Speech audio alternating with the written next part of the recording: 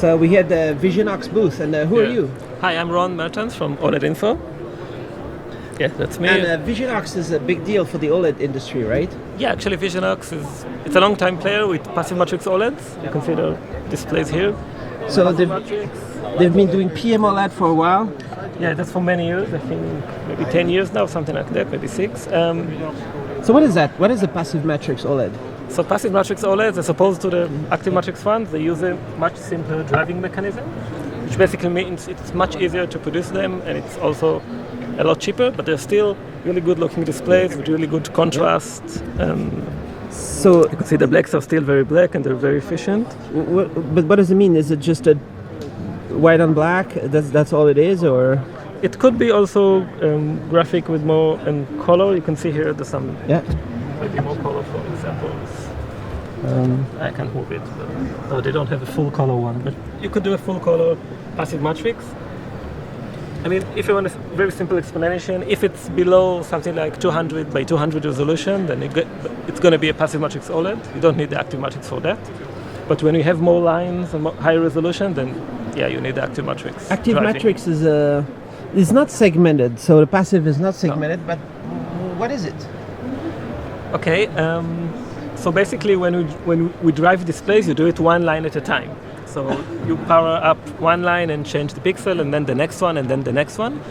And in between, in a passive matrix display, the other lines go dark. So you do it really fast, and then we see the whole display, but basically it's just one line at a time.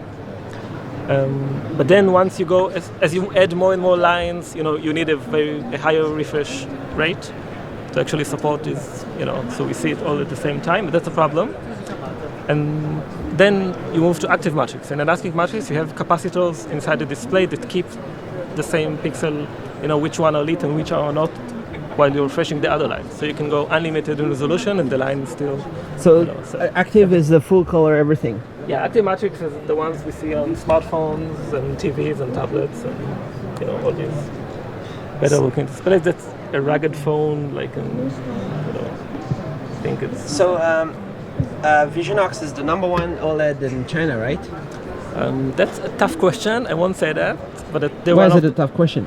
Because there are several good players, OLED players in China. We have BOE, Visionox, Tianma, Everdisplay, Truly. I hope I'm not forgetting anyone. LG is building factory in China too. LG is building a factory in China, yeah. For TV. For TV, yeah. And but in terms of quantities, I think they claim to be the biggest quantities of the Chinese OLEDs. This could be, yeah. Okay, yeah. Sorry. So why is a company like Visionox not able to just do TVs also?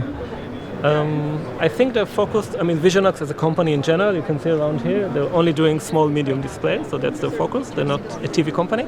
They're small, medium displays, so up to tablets or monitors. So that's their focus for many years. You can see they started out in university 20 years ago. And the displays are just looking amazing, right? Yeah, if you take some of the latest full-screen mobile, this is kind of like on the market. Yeah, that's on the market. Some of these are just prototype displays. Some of these are actual phone. Like this one, you can see the notch type display. That's just a panel.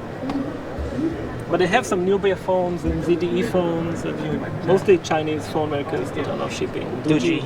Yeah, that's like a notch type iPhone X display. And they're looking quite good, yeah.